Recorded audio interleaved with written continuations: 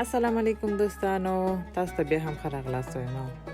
نن تاسو سره بیا یو ولاګ شریک کوم. په دې ولاګ کې تاسو سره خپل د روژې تیاریانې شریک کوم چې روژه را روانه ده د خیر او ما څه تیاری ورته نیولې ده.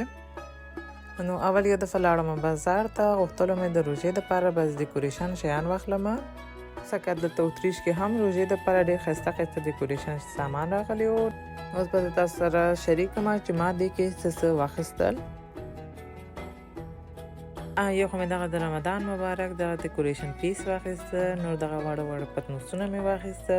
دا مې دې دپاره اخیستې چې تحفه ورکومه، دا به هم تاسو سره شریک کومه چې څنګه یې جوړوم، او بل ولاګ کې به تاسو به انشاءالله وګورئ. بل مې دا یو شی واخیسته چې ماته ډېر ښایسته ښکاره شو، او دا مې ویډیوګانو دپاره هم پکار ده. دغه د سپوږمۍ په شکل جوړ شوي ګروپونه هم واخیستل. دا بیا کور کې بندوم او په همدغې واړه واړه شیانو غواړم ماشومان مې خپل دین ته او روژې ته تشویق کړمه. تاسو هم داسې کولی شئ. فلحال دپاره خو مې همدغه شیان اخیستي وو.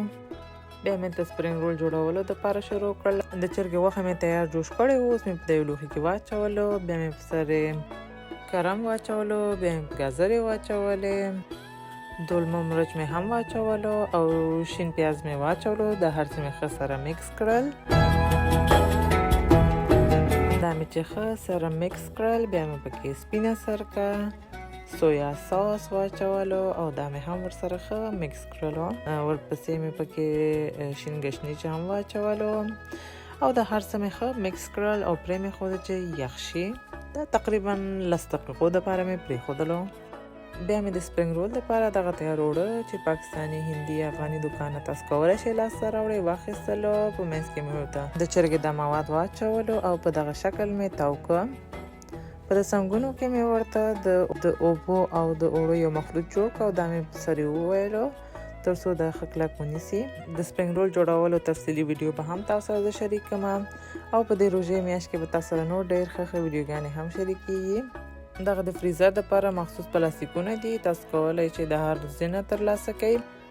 دا ټول سپرینګ رولز چې مې جوړ کړي وو په دې پلاستیک کې مې واچول او بیا مې فریزر کې کېښودل. په دې طریقه به دا ډېر وخته پورې خرابېږي نه او روژې میاشت کې به تاسو کارونه زر به هم خلاصېږي او خپل عبادتونو دپاره به ډېر وخت هم ولرئ.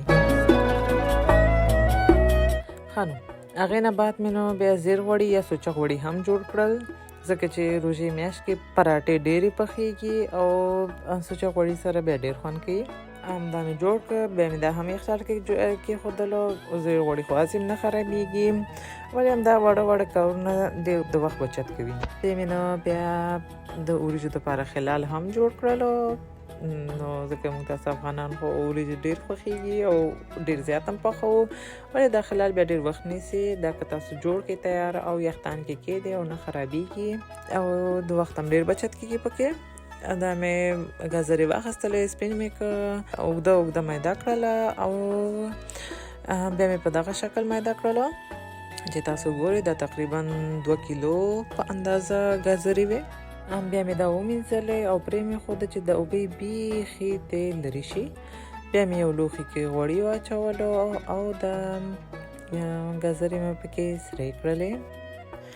دا چې تقریبا په دغه شکل باندې سرې شوې، بیا مې دا راوویستلې او داسې یو لوښي کې مې واچول چې بیا کولی شم وروسته په یخدان کې هم کېږدم. ګازرې مې چې وویستلې، بیا مې په سر یې لږ بوره وشیندلو. دې سره لږ خوږ غوندې خوند هم پکې پیدا کېږي او شکل او رنګ هم نه بدلېږي. بیا مې د دې لوښي سر بند کړل او دا مې هم په یخدان کې کېښودلو چې هر وخت ضرورت وي بیا به لږ یخلمه. ورپسې مې لږ چکني هم جوړ کړلو. چکني هم داسې یو شی دی چې زر نه خرابېږي، یخچال کې خو بیا بیخي زر نه خرابېږي. دا هم تاسو کولی شئ تیار جوړ کړئ او یخچال کې کېږدئ.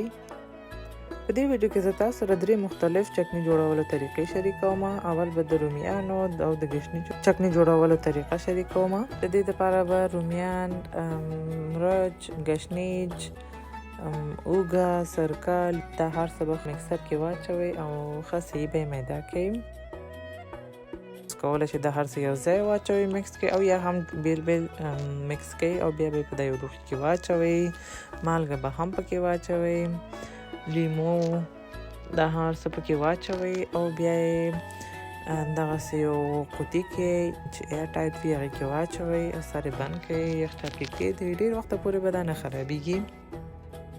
دوستانو ما خو ځان ته ډېر کارونه په همدې شکل اسانه کړي دي. د دې ویډیو شریکولو هدف هم همدغه دی تاسو سره چې تاسو هم کولی شئ بعضې کارونه چې ممکن وي او امکان لري مخکې د وخت نه وکړئ او ځان ته به د وخت بچت وکړئ.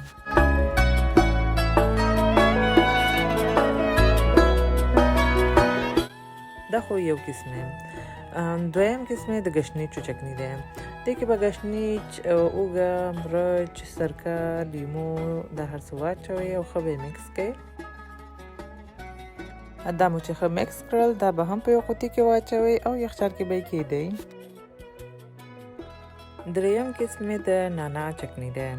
د دې لپاره به تاسو د نانا دغسې دانه دانه جدا کړئ. نانا مو چې دغسې دانه دانه ټوټه کړله بیا به یې پاک سوتره ومینځئ او پرېږدئ چې اوبه یې لرې شي. بیا به نانا په یو مکسر کې واچوئ، اوږه، مرچ، سرکه او لیمو به هم پکې واچوئ. دا به ښه صحیح مکس کړئ تر څو دغسې یو مخلوط جوړ شي چې تاسو په ویډیو کې ګورئ. دوستانو که تاسو هم دغسې بعضې شیان مخکې د وخت نه جوړ کړئ نو تاسو ته به روژه کې ډېر کومک شي او بعضې کارونه به تاسو ته اسانه شي. کله چې د ښه صحیح مکس شو او دغسې یو مخلوط یې جوړ شو بیا به تاسو په دغسې یو فورن چې تاسو عموما دا د یخ جوړولو دپاره کاروئ په دې کې واچوئ. دا به مکمل ترې ډک کړئ او دا به هم یخدان کې کښېږدئ. دا چې کله ښه یخ شي او هر وخت چې ستاسو په کار وي تاسو کولی شئ یو دوه ترې راواخلئ او مستو سره یې ښه ګډ کړئ. نانا او خوندور چکني به مو تیار شي او دا به تاسو ډېر وخت هم نه ضایع کوي او کار به مو هم آسان شي.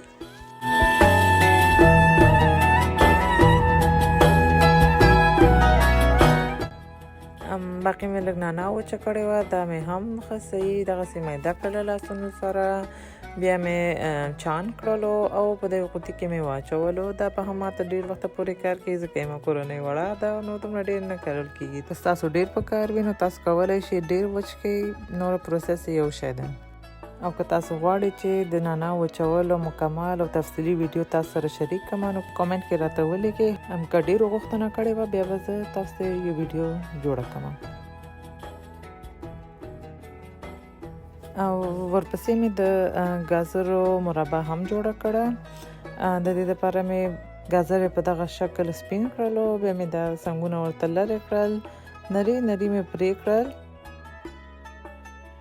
په دې ویډیو کې تاسو لیدلی شئ چې ما سره رقم د ګازرې ټوټه کړلې. که تاسو سره وخت نه وي نو تاسو کولی شئ تراشک نه هم کار واخلئ. تراشک سره کولی شئ نري نري تراشک کړئ.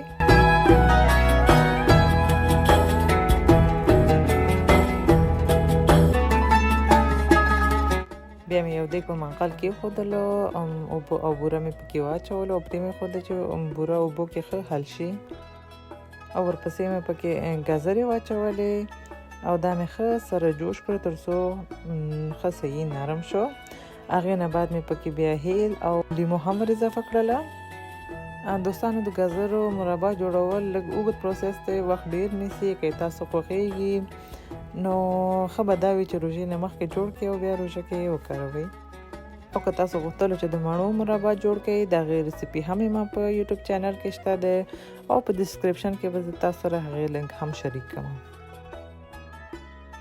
د ګازرو مربا مې هم تیار شوه. دا مې هم په دغه قوطي کې واچولو. دا قوطي چې د ایر ټایټ دی د سره ښه د ډېر وخته پورې نه خرابېږي. دوستانو تاسو لیدلی شئ دا هر څه مې تیار شو. اوس په یخچال او فریزر کې کېږدم او روژې میاشت کې به دا ماته ډېر مرسته کوي، وخت به مې هم ډېر بچت کېږي. دوستانو خدای دې وکړي چې تاسو دا ویډیو خوښه شوې وي. که مو خوښه شوې نو خپل نظر را سره په کومنټ کې شریک کړئ.